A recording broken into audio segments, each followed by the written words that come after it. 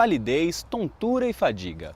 Esses sinais são muito comuns quando se tem uma deficiência ligada ao sangue, a anemia. Mas nem sempre quem tem o problema percebe os sintomas. Por isso, conheça agora as causas e os efeitos que o quadro pode trazer à saúde. Elas podem ser agudas ou crônicas, adquiridas ou hereditárias. A anemia é o nome de uma série de condições causadas pela deficiência na produção dos glóbulos vermelhos ou na concentração da hemoglobina, um tipo de proteína que dá cor ao sangue. Os tipos mais comuns são causados pela carência de nutrientes, como o ferro e a vitamina B12, problemas genéticos e doenças como a malária, por exemplo. Então a gente divide anemia crônicas e anemias agudas pelo tempo de instalação da anemia. Então, quando você tem uma queda muito rápida, que não dá tempo do organismo compensar, né, ele tem muita sintomatologia, a gente classifica isso como anemia aguda.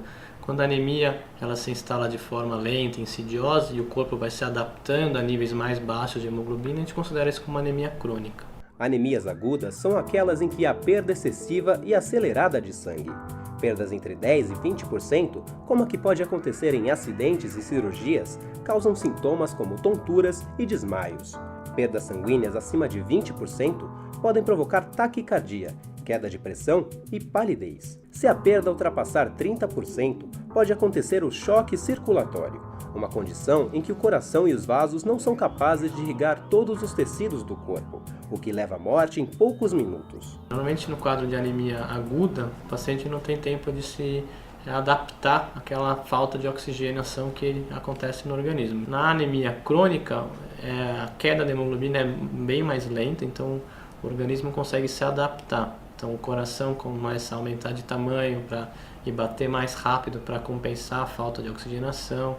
Alguns órgãos eles se adequam a ter menos quantidade de oxigênio, então o paciente tem bem menos sintomas. Os sintomas de uma anemia crônica incluem palidez, cansaço, sonolência, falta de memória, falta de ar e até taquicardia.